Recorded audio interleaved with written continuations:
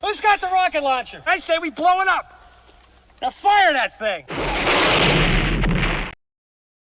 Who's got the rocket launcher? I say we blow it up. Now fire that thing.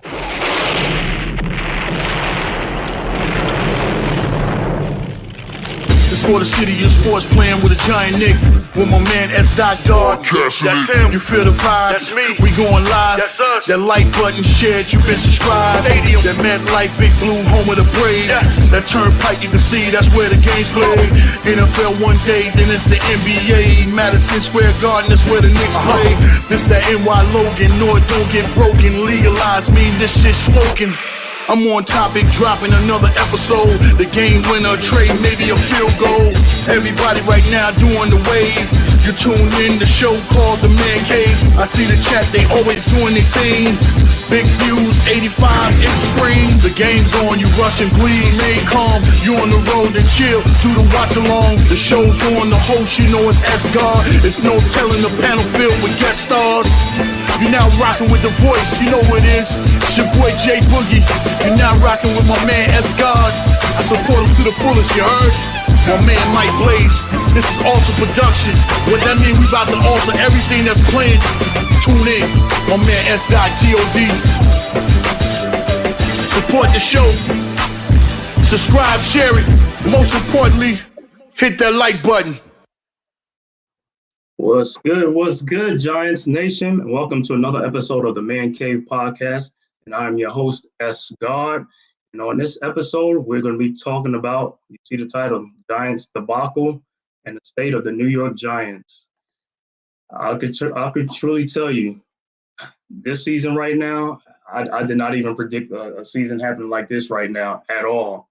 I did not predict it, let alone any Giants fan. You know, so far, like I said, it has been a season that's like turning into a nightmare. And in the preseason, the training camp, we was all excited. We was all excited about, you know, the Giants season and, you know, coming on this year. It's like, hey, we made the playoffs last year. You know, we 9-7, and we was ready for, you know, ready to crash the party this year. But things so far hasn't turned out that way. You know what I'm saying? I can't put my finger on it, you know what I'm saying, as far as like what happened, you know, but I could see like coming into the season, I mean, we thought it was going to be a great season. You know, Giants fans is amped up, but it's like so far, like I said, it hasn't turned out that way. So I know the question is going to beg a lot of people ask is like, so who's to blame for all this? And there's a lot of blame to go around for everybody and stuff like that, you know, so there's a lot of blame to go around. Trust me, there's a lot of blame. So to figure out what happened and to see how the season is going off the rails, you know what I'm saying? I think we're going to start from the top, work all the way down to the bottom and just dissect the teams and see what's going to happen, you know, and see where the problem is going wrong. So for me, like I said, the Giants' problem to me starts from the top, the front office. I mean, the front office that we got, like, I like the front office with Joe Shane, you know, Brian Daboll and the guys like that. So I thought the front office did a great job in free agency. I thought they also did a excellent job in the draft. You know, we addressed our needs. We got the guys that we brought in here that, you know, could help us get to that next level, you know. And free agency, you know, we got our Paris Campbell, you know, Bobby Okereke, you know, for the defense and things like that. You know, and then also in the offseason, we traded a third-round pick for Darren Waller, you know, on a Pro Bowl tight end. So, you know, to help that offense, you know, so I'm thinking like, hey, man, you know, this is the season we're going to put it together. You know, this is upon the season, we're going to put it together and see what's going to happen and, you know, let the chips fall where they may. And so far it hasn't turned out that way because one thing is pretty obvious is the Giants are having problems in the trenches, and that's going to wreck the whole season. And it looks like, well, the first problem is the Giants front office grossly miscalculated on the offensive line. I think that's where we miscalculated. Yeah, we got John Michael Schmitz in the draft, but it's like we didn't really address it in the offseason to add some more like stable offensive linemen. You know, we thought we had adequate offensive linemen, but it's not turning out that way. So that's part of the reason. That's a big part of the reason why the offense is struggling the way they are, and the Giants haven't looked good. So I'm just like, from the front office, like I said, I'm looking at it like, I'm like, man, what's going on? It's like this. We thought we had everything. We had our X's and we dotted our I's and crossed our T's and things like that. Thought we was going to come to the season and just like, pick up from where we left off last year. But I haven't seen that though. I have not seen that. If anything, I mean, we went from one of the most respected teams to now one of the most laughed at teams. You know what I'm saying? It's almost like return back to like, Giants, what I'm saying, from like the last decade or something like that. That's how the offense is looking. That's how the team is looking on both sides of the ball, offense and defense, and also special teams. So it's like all three phases of the team that were looking really bad. Usually on a team, you have one, the strength to be like the offensive side or the defensive side. Special teams is most likely a given, but never a team was like all three sides of the ball are not even, playing up to their ability. And we're looking really, really, really, really bad. You watch some games, it's like, and we've been on prime time like what 3 times already, and the fourth one is coming up with Buffalo, and it's like we have looked really bad on prime time. We have not showed up. We have gotten smoked on prime time, and that was not the plan coming into the season. I know they just said like, especially I think against the Eagles and things like that, the Giants were really like that playoff game against the Eagles showed the Giants like there was a talent gap, and in that talent gap, it shows like we are not with the Eagles or the Cowboys, and it's really showing. It's like, I mean, against the first game against the Cowboys, is like, man, we got washed like 40-0. I couldn't even believe it, 40-0. I thought that was going to be a close game because last year we played the Cowboys. We played the Cowboys tough last year. You know what I'm saying? It's like we lost by 1-score game. So I'm like, okay, come to the season, like we got these guys in there. We added on to our team and things like that. I was like, okay, I think we just gonna get them. Like that first game, I really thought we was gonna get them that first game, but from the time, like from the very first play of that game was, I mean, we was driving the ball downfield. We drove the ball downfield. We was moving the ball with no problems. You know what I'm saying? We're looking good on offense. We're looking good. We're looking really good. And all of a sudden we get down by the goal line, and then that's when the problem started. It's like, call a timeout, you know what I'm saying? Because the play clock is running down. And then on the play, then we got a holding penalty on Andrew Thomas. And then the very next play, the rookie center, Don Michael Schmitz, he pitched the ball back, because of the rain, it was wet, and the ball went over Daniel Jones, past Daniel Jones, like 20 yards back. And then we go kick a field goal, and the field goal gets blocked. And from there, everything just went downhill from there. We ran it back for a touchdown, a block field goal for a touchdown, and then the Giants just was never really, everything what could go wrong did go wrong, So that was it. Like that was the first game. Then the second game, we was getting blown out again, by the Arizona Cardinals. And then all of a sudden, it's just like, the second half is like we woke up and we came back and, made it a game, and we took the lead and we finally won that game. But then after that, every other game's been downhill after that. You got the 49ers game. That was, we was close in that game in the third, up into the third quarter. And then also we just ran out of gas. We didn't have it anymore. We lost that game, got blown out. Then the game against the Seattle Seahawks, where we thought that was a game that we could have won. And that game was there for anybody taking. It was there for the taking, and we never took it. We never could get over the hump. But part of the problem, like I said, is just because of like the offensive line and also the defensive line. So like I said, the Giants' problem, like I said, start in the trenches, man, and start from the front office and stuff like that. So like I said, we'll dive into it, and start in the trenches, man, and start from the front office and stuff like that. So like I said, we'll dive into it. What's going on, my brother? Yeah, getting yourself situated. What's going on, big bro?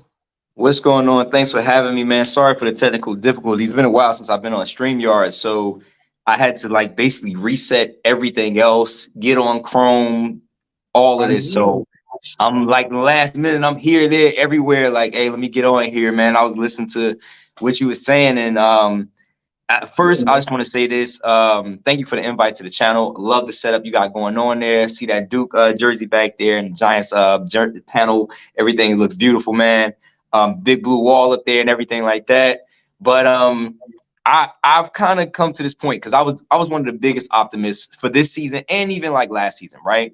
True, bro.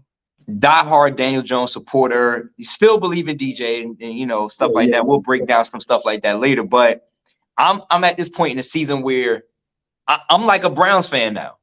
I'm just clowning now. Like if you see any of my recent, you know what I'm saying? You see any of my recent shorts, Giant shorts. I see it. I've been watching it. For my mental psyche, I can't do this anymore, man. I think I'm about to switch over my content and just basically make videos for all the teams in the NFL that suck. Like the Panthers fans.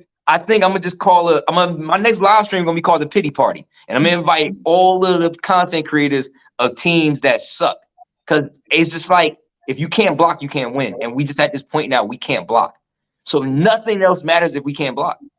Bro, that's on both sides. Like these, like I said, both sides of the trenches. Like I said, the offensive and the defensive line. But like I said, I want to get like we're gonna break it down like step by step. Like first, I'm gonna start with the front office because you gotta start from the top first. You gotta start from the top and go down to the bottom. Like I said, the front office, I like the front office, and I know some people are down on the front office, but like I said, these guys, to me, they did what they were supposed to do. Sometimes some of it is, like I said, is coaching, and it's up to the players to really play and step up their level. But like I said, Joe Schoen, I mean, he addressed the problem, like I said, in the draft and free agency and everything, and everybody, all Giants fans, just like me, just like you, we thought like, hey, man, we came off a 9-7, we was in the playoffs, was like, hey, we added more weapons, we added more speed, we ready for this season. You know what I'm saying? Teams can't stack the box no more. We got people on, like they got to worry about Wilder, Saquon, Jalen Hyatt, you know what I'm saying, Paris Campbell. You know what I'm saying? I'm like, okay, so I mean, Wandale, Sterling Shepard, things like that, Harry Slade. I'm like, okay, we ready. It's like we get out there, and man, it's like reality woke because like we got trounced. I mean, especially starting for the first game of the season, I'm like, man, this Dallas game, because like I said, last year with Dallas, I mean, we lost like a couple of one-score games, and we was right there with Dallas. I'm like, yeah, oh, man, we don't caught up. We caught up. You know what I'm saying? We caught up to Dallas. And man, like I said, me and the front office, I think we grossly miscalculated our offensive line. I didn't think the offensive line was going to be this terrible. I have never seen an offensive line this terrible as a Giants fan. I've been watching Giants since like the early 80s. So, I mean, I'm like, oh, my God. I'm like, is this really happening? I'm still thinking I'm in a nightmare. I'm in a dream. You know what I'm saying? Like, this is not really happening. Yeah, the blocking is sad to see. Like, when you see guys just getting blown up at the line. I'm talking about guys, and it's not just Evan Neal, and it's not just Glowinski. It's not just Bredesen. It's not just Lemieux when he's in the game. It's like everybody, I will say this, other than John Michael Smith, because he's been solid when he was healthy on the field. Exactly. And how good do you expect him to be when the people on the right and left of him are trash? Mm-hmm. So he's the stalwart who's been at least solid. I haven't seen him getting blown up. But Evan Neal is a straight turnstile right now. He's having snaps where he's barely getting his hands on guys. I got a couple of videos we're going to look at too. And it's like how do you? I got look, man. I said I got a video coming out. It's like Eric Flowers all over again. Yeah, man. Worse than Eric Flowers. At least Eric Flowers was getting like bullied. It's one or the other, right? Either you're gonna get beat on a bull rush, or you're going to get beat on a speed rush, or you're going to get beat on a move, right?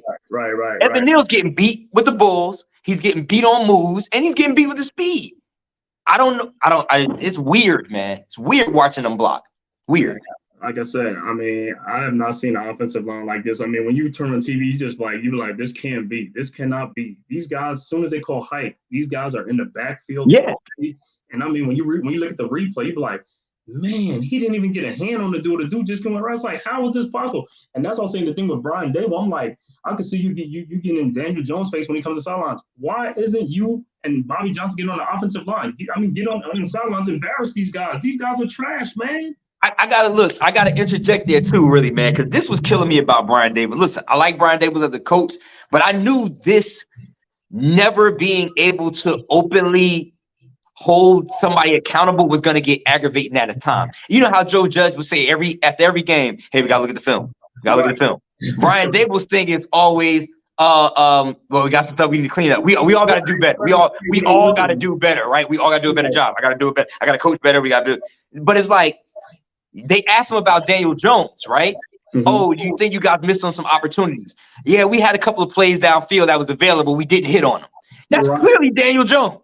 You're not saying his name, but we know exactly who you're talking about.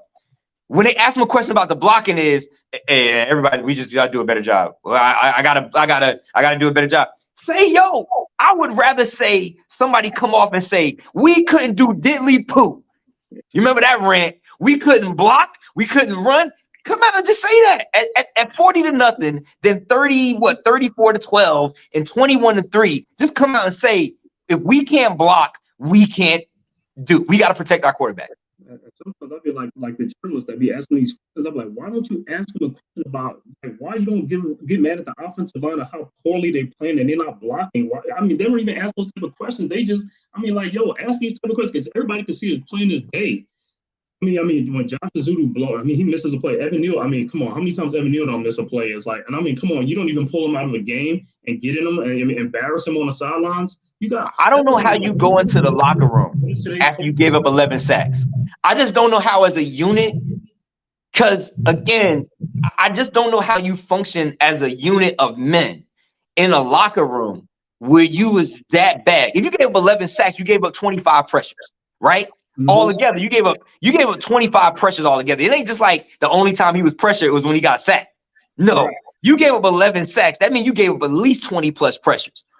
How do you go in a locker room when they talk about holding each other accountable, and that's not the elephant in the room?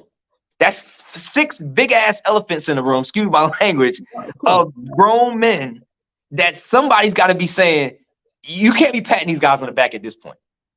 Is no coddling. And then you look at it, it's like, I mean, because these guys need help with blocking, it's like our playbook is really limited now, because now you have to have like 7 guys on the line, like 2 tight ends on the end helping these guys. If your offensive line, your 5 guys can block, you can do a lot of things. You can do so exactly. Your offense can open up so much more. You know what I'm saying? But and people's not seeing it. All everybody's seeing is like Daniel Jones getting sacked. Is like, well, why can't he just throw the ball? It's like throw the ball's like, dude, it's like 1 second. You can't throw the ball in 1 second. You have to look to make a play. You can't just throw the ball just to be throwing the ball away or something like that. You know what I'm saying? Facts. I just feel like, oh, well, other quarterbacks are getting pressures, like not at the rate Daniel Jones getting pressured, and I haven't seen these like offensive linemen, like people coming through there like the way the Giants' offensive line is. And the thing about it is, it's one thing if they're coming from the outside, but they're coming from everywhere, inside, outside. So it's just like it's nowhere to run, bro. It's nowhere to run. It's like if you just nowhere to run, it's like you're gonna be off your spot, and then you're running for your life. It's like you can't make a play running for your life because the play is breaking down. It breaks down. I guess, like I said, if we had a solid interior line, yeah, you can step in the pocket and make some throws because you can see some guys. But when you got pressure coming from inside, outside, it's like, bro, there's nowhere to go. I can't go in the middle. I can't go this way. I can't go that way. And it's like I'm looking at the pressure come towards me. I can't even look at the guys downfield and see what they're doing. Yeah. And people say like, oh, Daniel Jones, oh, here we go again. For one read quarterback. How many? Your internal clock, man. You got to think about your internal clock. If you don't believe you're going to have 3 seconds because you never have 3 seconds, you can't even process down to the second or third read because you know I have to be looking downfield and also immediately knowing my escape route. Exactly. So, I'm going through my progressions, right? Mm-hmm. But I also know for a fact I got to be looking for my escape. I know it's never an opportunity. So on the times that he does have time to throw, we're like, well, that time he had time to throw. Why didn't he hit it then? But, dude, that's a rarity. But you know that's like if you driving a used car and you're not dependent because you don't know when it's going to break down. You're just like, oh, it might have some like good stretches while you're driving the car, but there's other stretches and you're just like, oh, I don't know. You can't get in the fast lane. Right. You can't get in the, it's like driving with hazard lights on. Right. I can't jump in the far left lane because my car don't always do well after 70 miles an hour. So I gotta stay over here in the slow lane. So basically we're in a slow lane. That's a good analogy. We in a slow lane. So we just slow. Like I said, man, it's just like, and I know, like I said, and the thing about it is like, it's a running joke because we're on national TV. It's like, and everybody in the Daniel Jones contract, everybody is just like going all in. It's just like, bro, I could see if this dude had an offensive line and he had talent around, a lot of talent around him, and he wasn't doing nothing. I could see that, but it's like it's still like the offensive line ain't making giving him time to throw. Like I said, so I'm not going to trash him. I know other people down on him. Also, I'm not going to be down on him and stuff like that. So, you know. I'm just gonna like ride with it and stuff like that. But you know, at the end of the day, like I said, we have to see what this offensive line has to get better. If this offensive line does not get better, we are not going to do anything. This season is going to be a washed. You know what I'm saying? It's like, I mean, if the offense ain't doing nothing, they're gonna leave the defense out there on the field all the time, and then the defense gonna get the defense gonna get tired. The defense gonna get blown up. The defense gonna get tired. They're gonna get blown up and stuff like that, man. It's just like everything is catered to our offense and this offensive line. And I think with what's happening right now, Joe Shane is really gonna dig into this offensive line, and he know that because this is gonna wreck his whole team. So this offseason, this regular season, they're gonna try and really hit this offensive line, because if you got an offensive line like how the Lions got, the Eagles got, and these other teams that give me a quarterback 4 seconds, 5 seconds to throw the ball, we're gonna do a lot of stuff, bro. You know what I'm saying? But people don't want to hear that. They don't want to hear that because, hey, Daniel Jones is like, they hate Daniel Jones. Is like, oh, we don't. He's like, he's trash anyway. You know what I'm saying? But Daniel Jones got $160 million. You know, Joe Burrow got 270, and he's trashed this season. But I mean, you could say he's injured, he's playing hurt. He might as well just sit if he's gonna be playing that bad as he's been playing all season. But Deshaun Watson got more money than that. He's trash. I mean, I get it, and I'm not trying to make. I'm kind of done making a lot of defenses for Daniel Jones at this point. Because, again, I've seen him struggle in situations where he could have been better. Mm-hmm. But I can't hold it against him if the man has no time. It's laughable, man. And I'm going to say this. Daniel Jones, like, he has played 59 career games with the Giants. He has 177 sacks. That's like 3 sacks a game. That's bananas. That's like, yo, that's crazy. 180 times, and we already see this season. He already got sacked 30 times or 28 times this season in 5 games. And that's only 28 times he got sacked, but how many times he got hit? You know, he got to run for his life. You know what I'm saying? It's like every time he turns around, it's like, God, it's like, man, this dude is like, come on, man. You know what I'm saying? And he doesn't. This is one of the things that people don't realize about being a New York athlete, or definitely a quarterback for the New York Football Giants. Forget the Jets, forget anything like that. He doesn't throw guys under the bus. He never does. He doesn't hang his head. Maybe it's time for him to start doing some of that. Maybe he's got to get a little Brady in him. Maybe he needs to get on the sideline and curse some of these guys out. I don't know. But at this point, you can't just let these guys keep picking you up off the ground. They might as well just throw you right back down. Yeah. Because they ain't trying to stop nobody from throwing you on the ground. So I'm just like, Hart, man. That's why the Evan Neal comments was just so crazy to me, because Hart, I don't know it. I don't see it. No, but the thing about it, like I said, I think that's one of the good things they signed Justin Pugh. I know a lot of people is down on it, but like Pugh, like I said, he's a veteran. Like I said, we need that in our locker room, because on the offensive line, like even he said it. He said these guys average like 24, 25 years old. They're young guys. So they really don't have somebody that's going to take them under, by the wings and start talking to them and things like that. I think that's a good thing for Justin Pugh to do. And like I said, and I think he can play guard better than a lot of the guys we got on the team. So if he come in and beat somebody out, I don't care. I mean, he beat them out. It's like, hey, at the end of the day, listen, bro, you got some broad shoulders, bro, and you probably played a little bit of linebacker or something in your years, or some safety or something. But you probably block better than these guys. I mean, come on. Me and my friends say the same thing. It's like we could go put pads on there and put up a better of a fight. My whole thing's like, how the Saints and Gary Williams had that Bounty Gate, whatever stuff they had. Yeah. The Giants O-line coach, he can tell these guys like, hey man, if you guys can block for 4 or 5 seconds, man, we're gonna give you bonus. We're gonna do whatever we gotta do. Is like, get some incentive to make these guys block for 5 or 8 seconds like that. But I don't think it's gonna happen, man. You know what I'm saying? And then when you were talking about the touchdowns and stuff we've given up, and how games have kind of changed on us and turned to blowouts, we are also snake bitten. We're biting ourselves in the foot. Like you said, go back to the Cowboys. I don't know if I made this video. I had a post, but basically it was like, the Giants season to me has been like Lemony Snicket's, man. A series of unfortunate events. It just is what it is. First game versus the Cowboys, we're driving down the field. What happens? Andrew Thomas false start. False start leads to Daniel Jones not being under center. Then he's taking a snap, which ends up being a bad snap and a fumble. Then you got a blocked field goal, return back for a touchdown. You take away that false start by Andrew Thomas, that drive is at least a field goal. Right. At least. We've had so many situations like that happen to us. Take away John Schmitz. He's the one that threw the ball back like 15, 20 yards. You know, but again, with the if Andrew Thomas doesn't get the false start, then Daniel Jones is under center. Right. The false start caused him to be in shotgun. It's so they say football is a game of inches, but it's also a game of circumstances and situations. And we've had so many circumstances and situations like that. But fellas, get down the middle field with this versus the Seahawks, right? We go for it on 4th and 1. Quarterback sneak, we can't get it because the offensive line gives us no push. That changed the whole trajectory of the game. We were driving in that drive, but it was a drive killer that cost us that. Paris Campbell, it was 1st and I think 10. Paris Campbell ball hits him right in the chest. He drops it. It was only like a 5 or 6 yard out, but now that causes us to be in 2nd and long instead of 2nd and short. So now from 2nd and long, we get about 4 more yards. Now, next thing you know, we're 3rd and 1. We don't get the first down. We're 4th and 1. If Paris Campbell catches that ball that hit him square in the chest, now we're 2nd and 5 instead of 2nd and 10. Every time something like that has happened to us, it has cost us tremendously.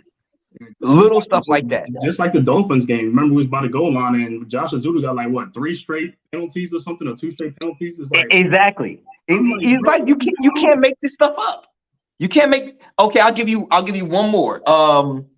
Dolphins game. Eric Gray. Early in the game, the Giants are driving. I don't know if it was the first drive or the second drive. Right. Breaks one, gets a good spin move. It was a clear hold at not center, I think at left guard. Clear hold at left guard that did spring the run. But he ran for 20 yards, right? Comes back, holding penalty. Whole new game. Next thing you know, we punt. We've had stuff like that happen to us, and it always goes all the way bad for us. Block field goal, return back for a touchdown. Interception, return back for a touchdown. Ball bounce off Saquon's hand, turn back for a touchdown. Interception, right? Same thing with Aaron Waller. Same thing, man. I'm just like, yo, that's great.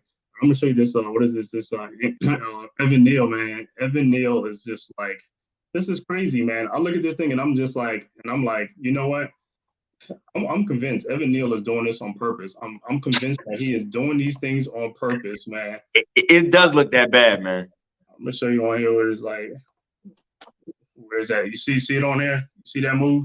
Oh yeah, I was like, he didn't block. He didn't block the guy coming off the edge. So maybe he thought he had help. I remember watching this, but then he didn't even really block the guy that was rushing.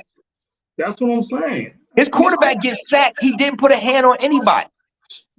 That's what it's like, yo. How you not? The guy is looking. You looking at the guy right in front of you. How you just like, you know what? I'm not even gonna touch that guy. He stunted towards him. And again, if you're looking at that on film, is he believing that he had help from a running back who was going out in a flat? Exactly. You couldn't have believed that was where your help was coming from. So either you don't know the play, or you, like you said, it's only 2 things. You either don't know the play or you did that on purpose. That's your responsibility. I'm looking at this. I'm like, there's no way. I'm like, yo, when you go back and I'm like, there's no way. And of course, that's on 3rd down. Right. And this is the bad part. The left tackle is always the most important and highest paid player because he protects the quarterback's blind side, right? Exactly. But even if you see that coming, there's nothing you can do. He's coming untouched. You got an elite level NFL outside linebacker coming at you untouched. There's nothing you can do in that situation other than try not to fumble the ball. And I'm like, to make it worse, I played it again real quick, bro. This is how sad it is, man. This is how sad it is, Scott. Because we focusing on Evan Neal's, right? I mean, can you cue it back up? What is it? Let me see. Who else you gonna focus on? I mean, the guy. No. Listen, I'm about to give you perspective, right? Evan Neal's guy might not even be the one who recorded the sack. Look, Because he gets hit. Now, mind you, he had to step up into these guys, but nobody blocked anybody. Everybody's in there. That's crazy, man. That's crazy. But my whole thing So is, okay, but my look, whole thing is, yeah, no, number 60. Who's number 60? He McKeithen. fakes like he's about to block somebody. He doesn't get a hand on 55 or his guy. So Evan Neal and number 60 are both trying to block number 55, and he ain't even really rushing. The two guys that are rushing don't get blocked. And McKeithen, that's what I said. McKeithen, this is like his first year playing because he was out all last year. So it was like, yeah, McKeithen, which one? No experience, and Evan Neal's like two guys on that side. It would be different if Evan Neal was like a great right tackle that can kind of help him. And that's what the problem is. Our right side is so bad, man. It's so bad. You should never see this. At the end of this play, you see the backs of 3 Giant blockers jerseys. Right. Right. That's what I'm saying. Right. Look at that. It's like they're about to sack Daniel Jones. You be like, how did they get in there? How did they get in there? You know, Daniel's talking about how did they get in there? We got 3 big guys. How did they get in there? Yeah. It's almost like these guys never seen an NFL level defensive tackle or defensive end or linebacker. Like they have no clue about their speed. It's like they woke up one day and was like, oh man, these 275-pound guys are faster than I thought. It's almost like, I don't know, maybe they thought they were playing against their kids or something. Now you trying to block your kids. Right. And then this was the one like the first one was that in the Seahawks game, man. It's just like, yo, there is no way. After this play, I was like, this Evan Neal has to be. He's got to be what you call it. They got to do it. NFL got to do a drug test. They got to do a drug test on this guy for that play.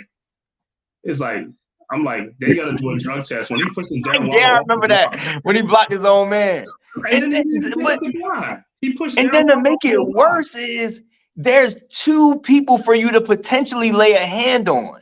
You actively chose neither of them. And where did they go? Where did the guys go? They went straight to his quarterback. He throws Darren Waller off of a block that he don't even do. We see Darren Waller, he's blocking the guy. You got to pick up somebody else. And see, and that's what I'm saying. How do you push your own man? You know that's your man. You behind him. You see him. Number 55, whoever that is, he couldn't believe this happened. He's like, oh, snap. They're not going to block me. Oh, I guess I will rush the quarterback. It was almost like he was a stunt. He was a decoy. But the guy he pushed Darren Waller off of, that guy came around. Yeah, and this guy gets in probably for the sack. He got in for the sack. Don't mind if I do. Oh my God, yeah, that's bad, man. But my whole thing, see, this is what I'm talking about, Brian Daboll. Why you didn't pull him out the game right then and get in this? I mean, come on, you got to get in the guy. You have got to get in the guy. You got to get in there. Yeah, because like you said, you always see a clip of him screaming at Daniel Jones on the sideline. He'll get in Daniel Jones's butt quick, but you know, I don't know, man. Yeah, sure. Listen, I don't know what's being said in the locker room, but we'll never know. This is bad, man. Listen, I don't want him saying in the locker room. I want him saying it in the game. I want him to pull him on the sideline. I would like to see him on the sideline. Yeah, I would love to see him on the sideline. Because these guys deserve that. What up, Jay Boogie? Jay Boogie, you killed that intro, brother. I was so surprised and shocked to hear you on the intro. Haven't seen you, man, since the Man, the Knicks show. Have been hearing your stuff, though. This is a true Knicks legend right here. This is a legend right here on YouTube, man. I'm blessed to be on the panel with you, bro. All the Knicks podcasts and all the Knicks universe, everybody know Jay Boogie. Jay Boogie be coming with the heat, man.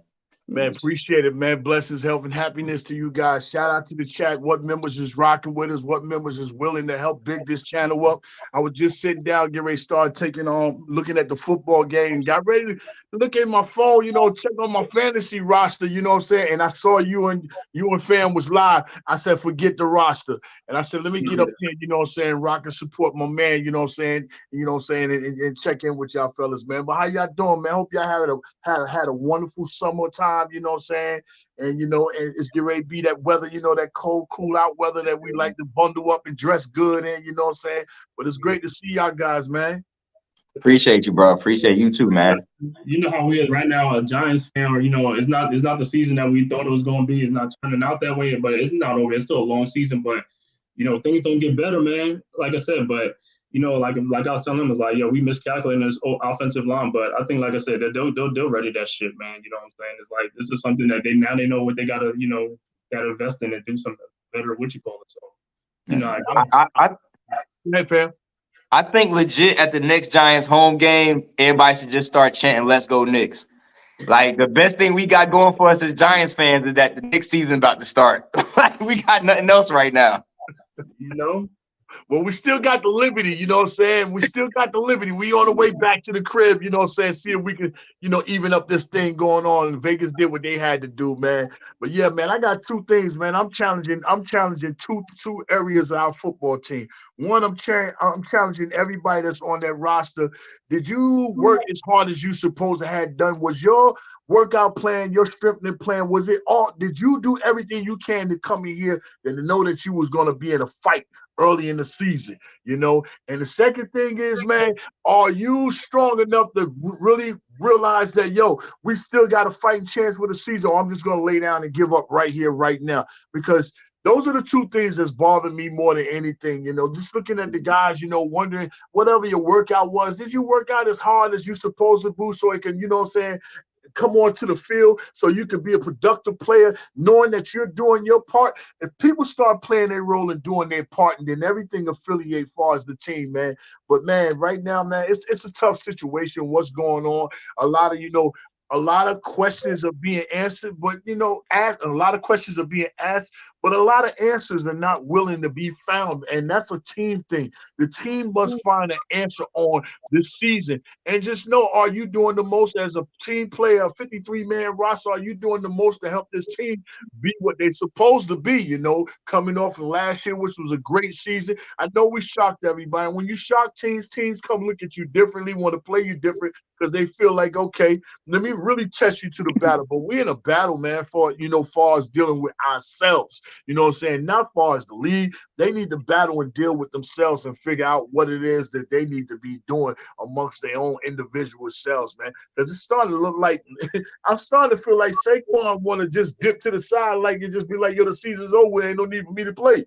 You know what I mean? Yeah. I'm starting to feel like that, man. So he better not come back behind that line. Yeah, he don't want to come back behind that line, man. Like, I mean, the line sometimes you can't pass block, but you could run block, right? Run blocking is easy, and the offensive linemen like marvel in that, they revel in that. They want to run block, right? These guys can't run block. Our running backs right now, I got Breida at 2.7 yards per carry, Gray at 2.1, Barkley at 3.9, Daniel Jones at 5.2. Wow. Like no push. No push. And then when it is a good play, it's a holding penalty. Right. It's almost like you can't even run block because you got like a 7-9 man up front in front now. Because you know what I'm saying? If Saquon ain't that, they really gonna stack the box and it's like they dare you to do anything. You see what I'm saying? Yeah, man. It's ugly, man. I'm gonna be at the Knicks game out here in Charlotte. I got tickets. Yeah, I got tickets. I'm probably more than likely gonna be courtside. Not exactly sure yet. I've been courtside before for a Knicks game, but I'm gonna be here representing on the 18th. So I'm hella excited. Knicks versus the Hornets. It should be a win. Like usual. Right? That's next month. Yeah. Right. I'll be there too. So on what it is, right? I'm quite sure you and Esgar got one another's information. Esgar, give him my information, or you give me his information. Either way, you know what I'm saying. So we can, But you in Charlotte? No, I'm in Raleigh. I'm but you coming up to the game? Oh yeah, most definitely. I most definitely makes the Atlanta and the Charlotte games here. We definitely got to link up, man. We definitely got to link up there. And then we got Fulio. Fulio, he's here. Then Freezy here be coming probably. Then you got what's the Knicks talk show with Divine, and Divine, he's in this areas. You got Jigga Man from Morning Brew. Okay. It's people around, you know what I'm saying, in the area, you know what I'm saying. I think Divine is that Blowing Tears? No, Divine is Knicks Real Talk. Okay, got it. Yeah, so he's in the area too. So yeah, man, we pretty much get together and group up, you know what I'm saying, figure out something to do far as the Hornets game and Atlanta game. So yeah, man, we can link up, man. Yeah, if I link up with you, I'm gonna try to get you I'll try to get you courtside for a quarter. Okay. Say less, man. Whatever it takes. Courtside for a quarter. I'll get you on the IG. I'll get you on the IG though. I'll get you on. Got it. Yeah, got it. I'm trying to go. I'm trying to get backstage, back in the locker room this year. So I'm real high, and I got some good things owed to me from the organization. So let me see what I can do too, man. Okay. That's what's up. That's what's up. Yeah. All right. So what we on now? What we moving to now? We're gonna talk about the O-line. Now we're gonna move on to the defense. And like I said, this year for the defense, like I said, the problem in the trenches, I don't see the pressure up front four. I don't see that pressure at all. I mean, Dexter Lawrence, Leonard Williams, I don't see them pushing that pocket. You know what I'm saying? And I know we played the Cowboys, but I was very disappointed in that Seahawks game because the Seahawks had a lot of backups, offensive linemen in that game. We should have had a sack party too, like the way they did on Daniel Jones. And that's what I'm saying is like with these guys, I don't see no dogs out there because if they sacking your quarterback and beating him, you should be doing so. You should beat his ass too. Beat their quarterback's ass. And I don't see those guys. They're not playing like crazy dogs out there. You know what I'm saying? One of the Dolphins players did Dexter Lawrence sack dance after he sacked Daniel Jones, and I was like, "Whoa!" He did the sexy Dexy, and I was like, "How do you watch somebody do your dance, bruh?" And like, I think that's when the game started getting chippy because you know the Miami game started getting chippy. It wasn't resulting in anything good. They just was like fighting after all the plays, but it wasn't translating into anything happening really for us. But I was like, man, like I felt that like he did my dance. Right. I was feeling that. My whole thing's like they abusing your quarterback. It's like everybody's having a sack party against us when they play us. Everybody, every team. It don't even matter. The team could be having like the worst pass rush, and everybody's having a sack party but us. I'm like, how are we not getting in there? How are we not getting there? It's not like we playing San Francisco and Dallas at every game. We playing other teams too. We got to get in there too. You know what I'm saying? I see Dexter Lawrence. You're an all-pro defensive tackle. Leonard Williams, you getting paid too. It's like, bro, y'all got to put some pressure up there. Y'all got to get these quarterbacks out of that sweet spot and get them to run to the outside and say, what's the name? Aziz and and Kayvon. I mean, Kayvon's starting to come alive a little bit, but like I said, I don't see the pressure like that. It's like, I think we only got 5 sacks on the season in 5 games. Nah, we only got 5 sacks, bro. Kayvon I got the stats right here. Kayvon now has 3 sacks, and I think we got 1 other sack from somebody else. We literally, yeah. I don't know what's up with Ojulari. I don't know if he's injured. I don't know why Wink isn't sending more blitzes. It seemed like he's content with rushing 4 guys, and we're not getting there.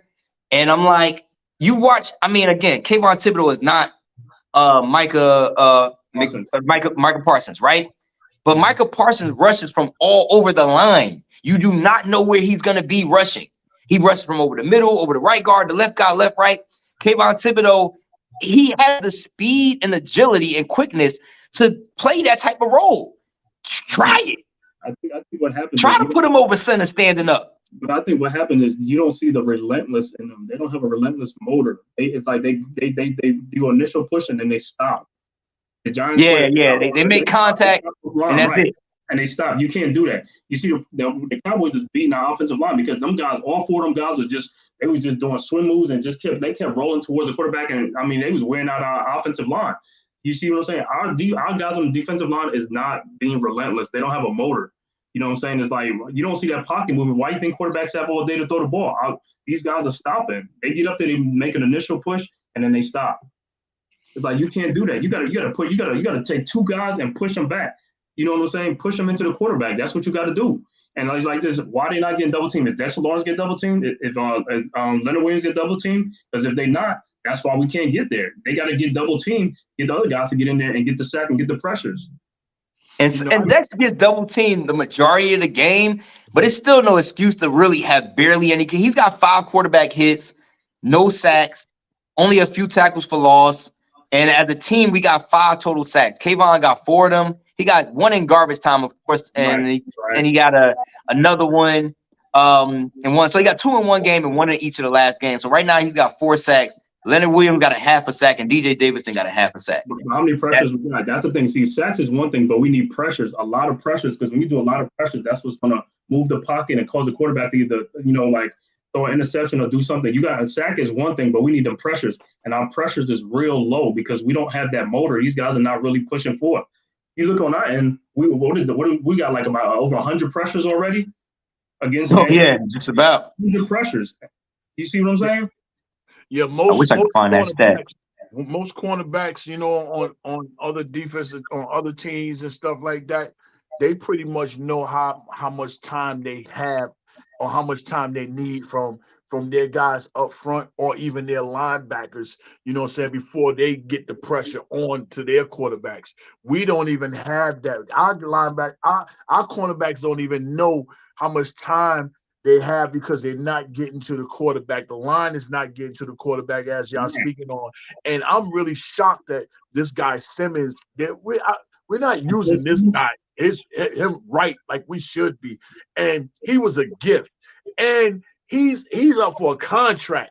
You know what I mean? Yeah. You got to put this guy in positions where he can show something, showcase, because he's a valuable piece on the defense, and he's a healthy body. You know, he's been healthy throughout, knock on wood, he's been healthy throughout his career with Arizona. You know what I mean? You got to use this guy because you gave away nothing to get him. See what you can do with him, but he's not moving guys around. He's not. I mean, I don't know. That's swing. That's swing because I don't know what type of defense we're playing. We're playing a 3-4 or a 4-3. We should be in a 4-3. I think we may be in a 3-4. 3-4 is not really going to get it because the 3-4 you have to have big, strong physical linebackers that can cover space. We don't have that. You got to play that 4-3 to get Kayvon up there, put his hands in the dirt. Because when he put his hand in the dirt, that's when he gets sacks. 4-3 will do it much better. But I think we in a 3-4, and that's what's like he got to change that up, bro. You got to change it up. And from what I noticed about Simmons, and I'm looking at his stats. I mean, stats ain't everything, but when I do watch the game, I see him flying around. Mm-hmm. And he makes a lot of those out of bound tackles, like where he's the guy forcing somebody out of bound because he's good with chasing guys down, right? Mm-hmm. And I see him like all over the field. The only place you don't see him is around the line of scrimmage or in the backfield. They don't use him to rush the passer. He's dropping back in coverage a lot. And I'm not saying he gives up many plays. It's just like he's just out there in space. So, yeah, he's the guy making some tackles here and there, but he's not making anything happen. But I don't really think it's his fault because he's not getting beat. I haven't seen really maybe like one play where you see a tight end really beat him or a running back he's covering really beat him. He's been making the plays that he has to make. They haven't been putting him in opportunities to actually make no real plays. And I'm like, where's his – like the hit he got on in preseason versus what's the quarterback that's hurt? Aaron Rodgers. Aaron Rodgers almost sacked, right? The first play he gets in, he almost gets a sack on Aaron Rodgers. And you're thinking like, that's how we're going to use him. Exactly. We haven't seen him do that yet. I might have seen him rush the quarterback one time. Yeah, he's in a position where he's doing a lot of chasing. We don't need him to be chasing. We need him to be going to get somebody. You know what I mean? And like you said, they got him all over the place. And where they have him at, it's always on the opposite side of where the plays be happening. He's running down. You know what I'm saying? You need to have that guy up on the line figuring things. Let him do him, man. But I don't know what it is, man. I'm starting to give up on our defensive coordinator. I don't like the way I don't know what's going on with our offensive coach, our offensive line coach. Can you get these guys? You know what I'm saying? It's on you. It's something that y'all not doing to get these guys motivating and get going. Yeah. And then you're going to have to realize, dude, it's okay for you to cuss their asses out, man. It's okay. I said that before you came on. This is your team, man. They clapping you. It's okay for you to get on the sideline and bark at them. You know what I'm saying? It's a respectful way because I know that's not what you do. He's not that type of person. But bark at him, let him know, yo, come on, guys. If you give me the time or something, you know, say I can make things happen, but I gotta stand up in front of me. Come on. He's just going to the sideline and sit down on the bench and looking up at the clocks and looking at the things and waiting to get that laptop or whatever it is so he can look and see what's going on. Forget all that, man. Forget all that. Get like Julius and smack that laptop. Man. Get out of here, man. And then it's like something got to give, man. You right, man. They need to come to Jesus moment, man, and somebody got to do it. Like they always say, this is what I haven't heard. Maybe I kind of tuned out a little bit this week.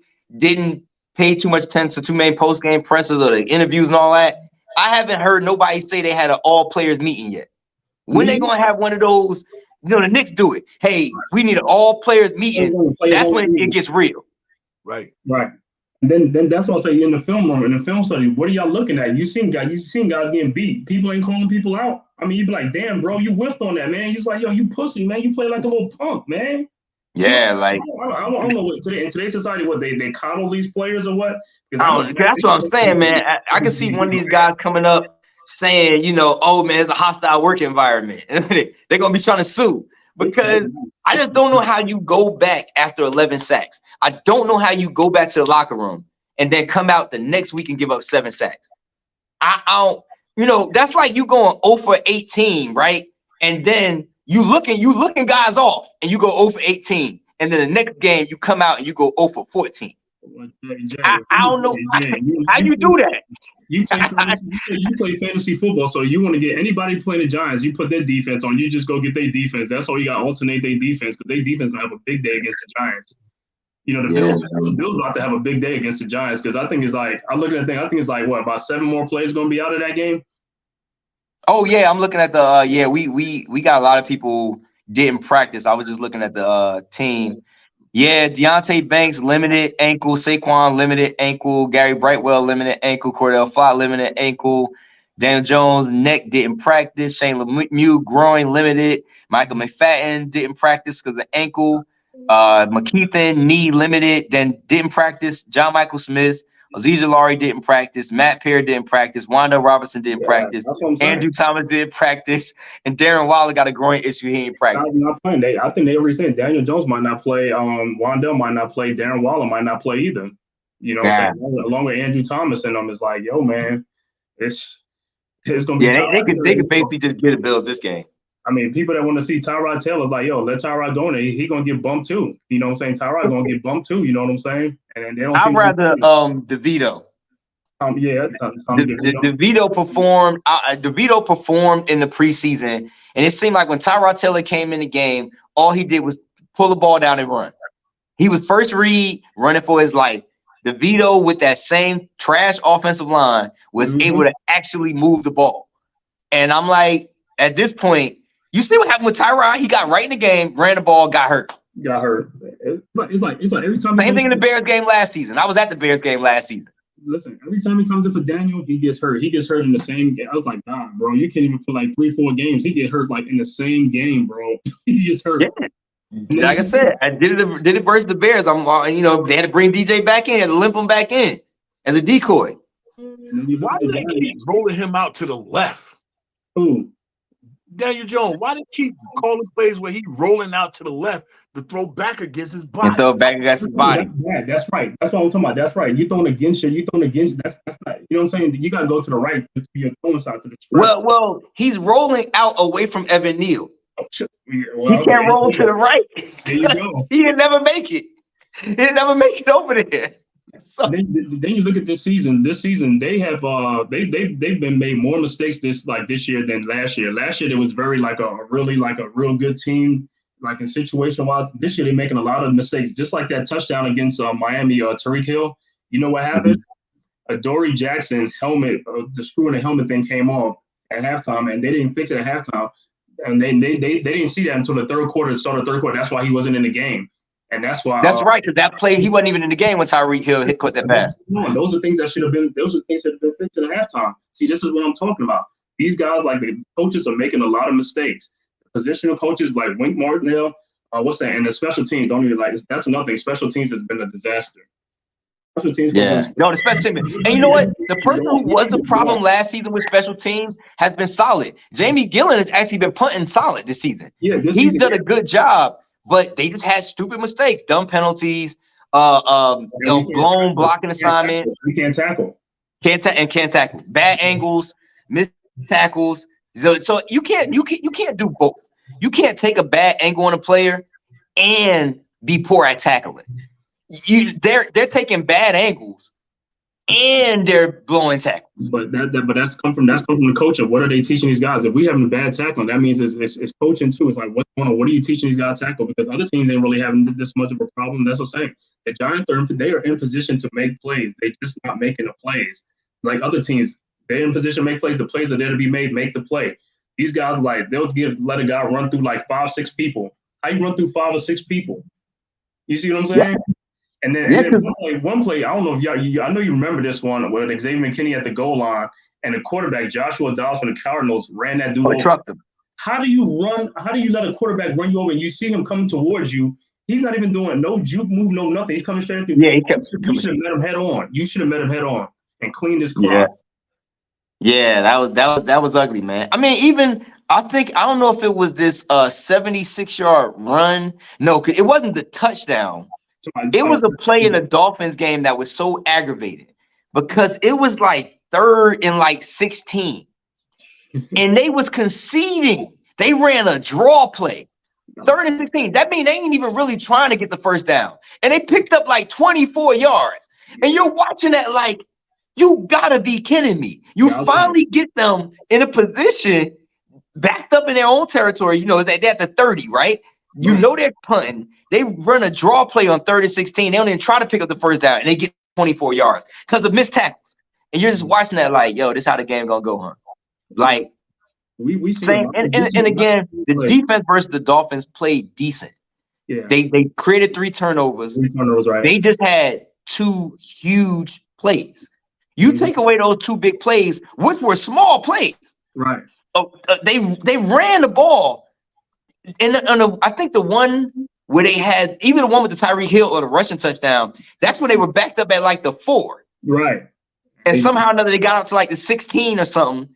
Next thing you know, another play later is 76-yard run, and you're like, you did everything right. You punted the ball, you got them pinned down in the 3, then you give up a 76-yard rushing touchdown.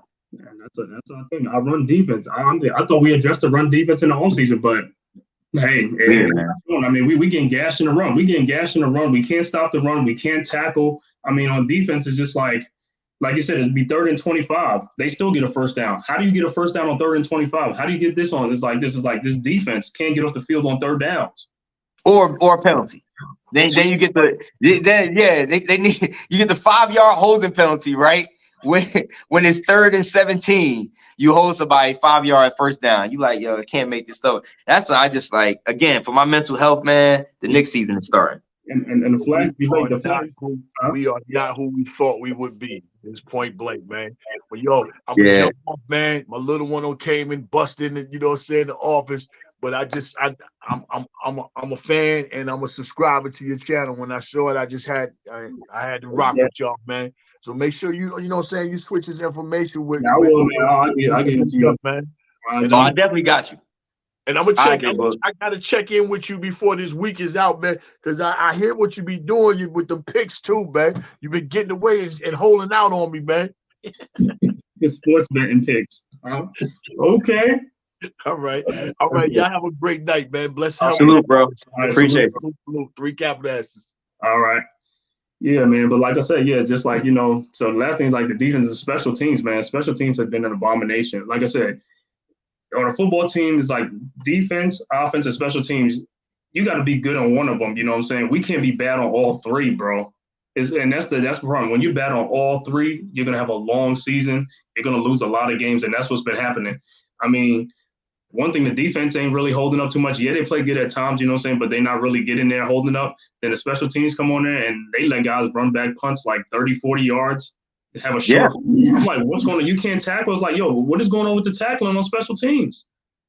And I think it was Patricia Traynor. I don't know. Have you seen Patricia Traynor yet? Yeah, I listened to yeah, so she asked a good comment. I mean, asked a good question during the post-game presser about complimentary football, right? Mm-hmm.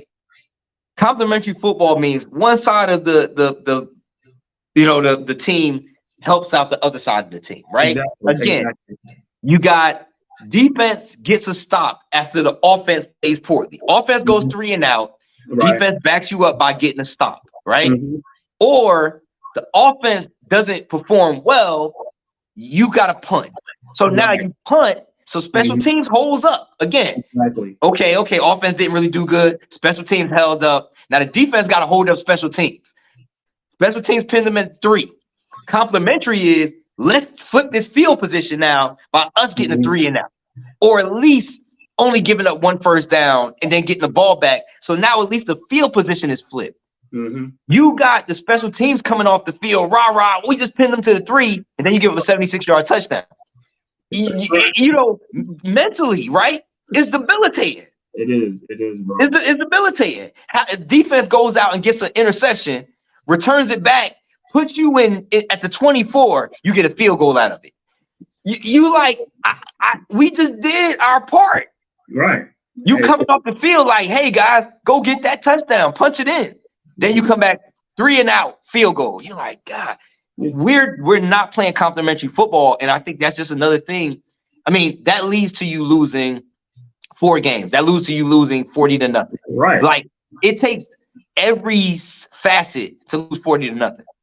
You know, bro, everything, man. It's just like all 3 phases. All 3 phases, like, you know, helps out in that. And that's what I'm saying. That's why, like I said, I'll watch other team play games, and I'm like, man, that's like, man, look at them. They holding this team down. It's like, yo, because them guys tackles up there. They making the tackles. They stopping guys. You know, things like that. They stoning guys. They doing things. And then you look at us with our offensive line, like, and somebody made a comment like, when them guys leave us, they go to other teams. They get better. Like Will Hernandez now is like the 5th ranked interior offensive lineman. And I watched Will Hernandez. I think Will Hernandez had a future. The problem with Will Hernandez was he was a somewhat high draft pick for us. So the expectations were high. And he never met those lofty expectations. Right. But again, he was also surrounded by offensive linemen that were trash. And he was also surrounded by too much shuffling. Right. The offensive coordinators, I mean, like the O-line coaches, right? The O-line coaches, the coaches, the shuffling on the offensive line. The Cowboys got their offensive line and they had their guys. The Steelers had their offensive line and they had their guys. The Eagles had their offensive line and they had their guys, right? Right. We're all in. The reason why the writing should have kind of been on the wall, they didn't name the right and left guard till like basically game 1 for us. Right. It was like, you know, Daboll would always think, hey, well, guys are competing.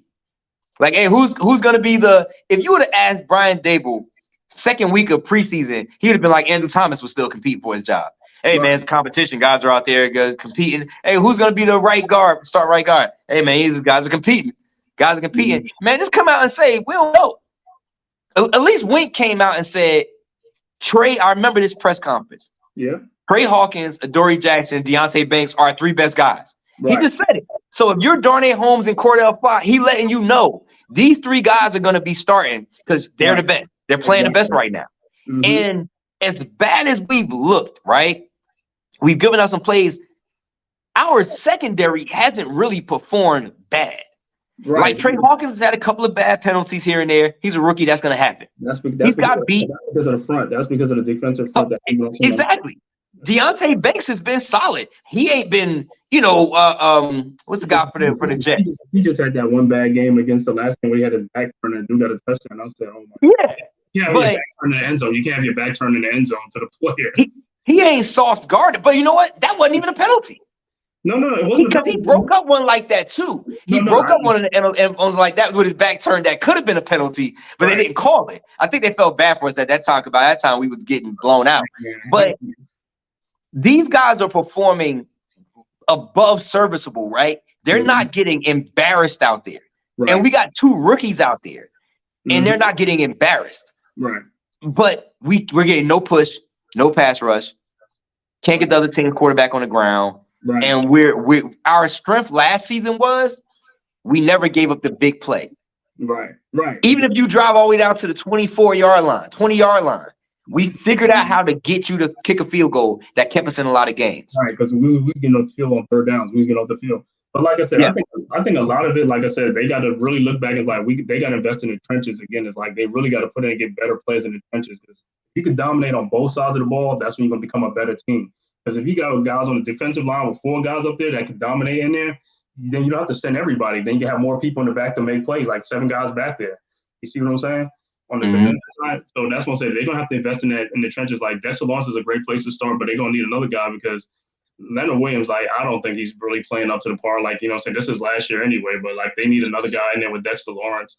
And then, you know, Kayvon and Aziz. Aziz is always hurt now, so they might have to look for his replacement too because he's really never available too much. You know what I'm saying? And when he is available, he do make things happen, but he haven't done it this year. He hasn't done it this season. Yeah, I had high hopes for Aziz this season, but he hasn't done it this season. So I don't know what's going on. And again, I don't think we should at this time. They're blocking with 5 guys. We can't keep rushing with 4. It ain't happening. Right. Like it's not happening because at least you feel you're okay. If you're rushing 4 and they're blocking with 5, you got an extra man in coverage. How are we having guys catch 5-yard outs and then run it 25 yards? You ain't getting you might well go all out, sell out then. I'm just saying at this point, sell out for the blitz. But sometimes the blitz, you send the blitz. A lot of times they send the blitz and nothing was happening. When it's happening, you leave that and then guys really gonna get exposed. I'll probably send like 2 or 3 guys, and that's about it. Just and like show a blitz and then back off. So you gotta do something. But the thing with the Giants is when they blitz, they show blitz, they coming. You need to bluff it and come back to that way you can confuse the quarterback. Because if you ain't gonna do that, then he gonna know, oh, they coming. Soon as they call, they come. So I got a quick hot read, and that's it. And them hot reads is killing us. And the hot reads is killing us, man. The hot reads, they catching, and the Dolphins just did what the Dolphins do. Again, it was unfortunate to see so many short passes, and it's like, why don't we have those? Like Paris Campbell catches the ball, he immediately goes down to his knees. I don't know if Daniel Jones doesn't have the chemistry. If he's not catching him in stride, I've seen Daniel Jones throw behind Paris Campbell a couple of times. We didn't put him in a perfect position to catch the ball and run with it. But Paris Campbell probably has a total of 4 yards after the catch this season, like a total. Well, that's because they throw the ball like 1 or 2 yards. It's like, so I mean, it's not like he's like in the middle, like behind the linebackers in space already. He's not there. It's like by the time Daniel Jones get the ball, he got to look like 1 second, 2 seconds, throwing right there or like right over there. You know what I'm saying? I was going to ask what do you feel about what's the name? Like Xavier McKinney, his contract is coming up, but me personally, I think the Giants going to let him walk, and they should let him walk because I don't think he's deserved to earn a contract. He's not playing like the way he played like 3 years ago and stuff like that, and his tackling has been like suspect this season. I'm like, bro, this is your contract. What are you doing? You're supposed to be playing like a beast. You're supposed to play like a man possessed, and you're not. I think he's feeling some kind of way about not getting that contract extension and them ending contract talks. Yeah, but it's like it is what it is. Like for your first season, you was hurt, right? Okay, that happens, right? But the second season, that move with that what was that Cancun or wherever he decided to go and get on that ATV when the Giants were in and this I did a video about this, right? It was in a bye week, I think. It was in a bye week, right? Mm-hmm. In a bye week, we're rolling. We're like 6-1, right? At the time. Or maybe you go in a bye week and break your finger all up. The Giants have a lot of monikers and sayings, right? Mm-hmm. This Brian Daboll, #1 saying. Smart, tough, dependable. Right? None of those things were present in that decision. Right. Again, guys should be living their lives and all stuff like that. But just realistically, man, you wait. We were on a roll. Your focus should have been on football. You went out there and did that, and it cost us. Definitely, I think it cost us at least a game. You're right, because we were rolling. He missed like 6 or 7 games, right? He missed 6 games. Cost us a game. I know him being absent cost us at least a game, right? Right. Now, the Giants paid him for all of that time. They could have not paid him because it was a non-football related injury. He could have not got paid for some of that time that he missed. The Giants elected to pay him, right? Mm-hmm. Now you come back next season, want a new contract. What have you really done? He would have went to the Pro Bowl and been coming off a Pro Bowl season. Yeah. Now you did. They're not going to pony up. Yeah, they shouldn't. You got to go out there and earn it. Listen, I'll be glad they don't because guess what? We need an upgrade. You know what I'm saying? It's like we can't be paying these guys if they're not going to be making like an impact. We need an impact, guys. We need guys that's going to make an impact. Now you say somebody like Buda Baker, somebody like that. You see, that's a better These guys are making an impact. It's like, bro, this is your contract year. You got to be balling out of control. You know what I'm saying? I'm looking at these guys like, God, these guys is like some of these guys like Isaiah Simmons. I mean, he's not being used the way he's supposed to, and that's on Wink. Like I said, Wink got to change his stuff, or they got to talk to him and be like, bro, you're not cutting it, man. It's like I don't know what you're doing, but it's like your defense is not what it is. And I think he need to tweak the defense. Like I said, go into a 4-3 or something like that. But I don't know what he's playing. But and the tackling, like I said, the tackling is horrible. So that's on him, the coaching and all that stuff. And he's saying like, oh, we're gonna fix that up. Yeah, I ain't fix it because it's still happening in games. I don't see it happening. And then, like I said, the running backs. These are small running backs you playing against, and you can't even tackle these guys. It's like you think that we're playing against Derrick Henry. We're not even playing against Derrick Henry. It's like it's small running backs tackle these guys. I mean, yeah, it's weird, man. It's weird. Right, Christian McCaffrey's a great running back, but it's like they look at this. I'm like, this guy's a little guy, man. You act like I can't bring this guy down. Mm-hmm. It's again, man. I'm at the point, guy, where I'm just like, man, I don't know what to do. I haven't made a Giants video other than my shorts in a couple of weeks, like at least like 12 days, man. I know, because coming to this season, just like this, I'm gonna be making a lot of Giant content because we're gonna be doing good. I was like, I thought this was gonna be like, you know what I'm saying, but a lot of we just feel that way right now. But like I said, man, it's one of those seasons. It's a humbling season. It's like, hey, we just gotta take our lumps, but it's like, hey, if it happens where we have a bad season, it's like, hey, I guess we're gonna look at the draft and then see what they can do and stuff like that. But I know they're gonna address a lot of things because they don't want to even be caught their pants down again. You know what I'm saying? Yeah. That offensive line, man. And again, even if you do go out there, I mean, if we continue on the trajectory we're going, I mean, listen, we get the first pick in the draft, which probably ain't gonna happen because Carolina sucks, man. I went to the Monday night game out here. Carolina versus the Saints, but Carolina don't have their pick. The Bears got it. The Bears will have their pick. If Justin Fields keeps playing the way he's playing the last couple of games, right? Mm-hmm. The Bears are going to be in a great position because they'll keep losing, but they'll have Carolina's number one pick, which will be up for grabs. We need Carolina to try to win some games. That's what we need Carolina to win. But like I said, with us, it's just like if we can fix our line and get things back on track, then I'm okay. But if we can't get it back on track, then if we're gonna get a top 5 pick, I know what you call. Like I said, they keep some out of the quarterback. If Caleb is gone, then who they gonna pick next? Or they gonna pick the offensive tackle from Penn State, Fashuni or whatever Fashuni, because they'll move Evan Neal over to guard or whatever. And like I said, I think a good quarterback, if they want to pick a quarterback in like a second round, if they can, is like Michael Penix from Washington. Michael Penix Jr., I think you can get him in the second round. If you get him in the second round, that'd be great. You know what I'm saying? But I think the first round, I could only see. Again, first round quarterback, I can only see Caleb Williams. So we get the number 1 pick, or if we're like number 3 or something like that, and we have to trade with the Bears to get the number 1 pick or something to get him, I can see something like that happening. Opposed to that, you draft the tackle. You better draft the best offensive line off the board. Like you said, you move Evan Neal to right guard. I think Evan Neal's he's under contract. He's on the rookie deal. But those comments, we didn't talk about the comments because that's kind of like it's kind of dead now. But unless this dude starts balling out of control, I'm talking about like a switch flips the rest of the season, and he plays lights out. I don't know how he lives down those comments, man. It was bad. I'm gonna tell you like this. I don't think he's gonna ball out because I think the right tackle is too much for him. There's a lot of space to cover, and he's just too slow for that. I think you got to move him inside to hide him inside that guard, and that's what the Giants are gonna have to realize. I mean, it's tough for them to swallow the pill that they picked this guy like that. But you think about hindsight of 2020, they probably should have went with Charles Cross. You know what I'm saying? Yeah. Because he's been playing. Charles Cross, he didn't go to the Panthers. Who did he end up going to? He's on Seattle. He's the left tackle. Seattle. But he'd move over to right tackle for us. But I mean, Iku was already gone to the number 6. He went in between. So we had to pick between Neal and Cross. It was just luck of the draw, man. It was 3 guys out there, all at the same talent level. We went with the guy that made the most sense for us at the time, and right now it's just not working out. He's frustrated. But I'm talking about he ain't blocking with no heart or no common sense. But you know what? I think the Giants probably went with the pass blocking because of the run for Saquon. But now they want to transfer over to like a passing team. You got to have passing. You have to have a pass blocking tackle or offensive line. So now you have to go back and see like, okay, we want to pass the ball more, and we got guys who can also run block. That's good. But we mainly want to pass. Now you have to get more pass blocking. You already said that too. You got Andrew Thomas and John Michael Schmitz. The other three positions are the ones that's weak. Yeah, and the sad part about it is they can't run block either. That's the thing that's driving me crazy. One or the other, man. Like you're running the ball on first down, you're getting 2 yards.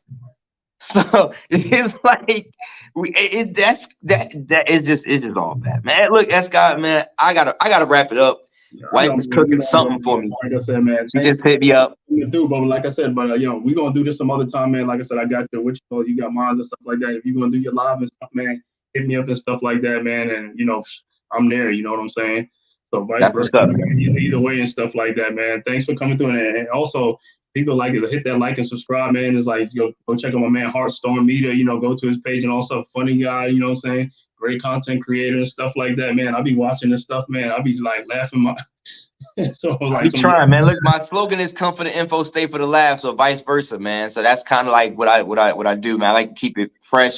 I got my notebook right here with a bazillion like ideas in it, and I don't even have time to make all of the videos that I have ideas for. But I'm always working. It's easier to do the shorts, even though I need to do more of my regular form content. But it gets so addictive just banging out the shorts, and then I'm on Facebook with reels and TikTok and stuff like that. So more people watch the shorts though, so I'm gonna have to start doing some shorts. So more people, yeah, it's not too long in it. They attention span. I know. yeah. That. But the hot takes, man. If you haven't got up on doing the hot takes, for Giants, start doing some hot takes. It can start building some of your visibility up. So if you want to just do a quick hot take, like I said, that take you had on the Evans Neal video, that right there, you take that clip and you give your quick little opinion on it. Pop that clip out there, man. There you go. That's what the hot takes is. Okay, I see them guys be doing. I'm gonna try that too. I'm gonna try it though. Yeah, that's the hot take, and you can keep that same. Like I give you a quick tip, man. Like on camera, we usually talk about stuff like this. If you're watching this, it's content creator. We usually talk about this on the back end, like when we end lives. Like I've done lives with Chris Entertainer, Bad Dog. We chop it up afterwards. But you just take the same format you got right there, that same rectangle square. You put that at the bottom of the video. You put that video you talking about right at the top. Easy production quality. You ain't got to work too hard for it, man. Put the video you talking about at the top. Put yourself at the bottom, give your take, and start there and see how it goes, man. But I appreciate you having me on, man, and we'll definitely chop it up soon, man. Okay, thanks for coming. All right, bro. All right.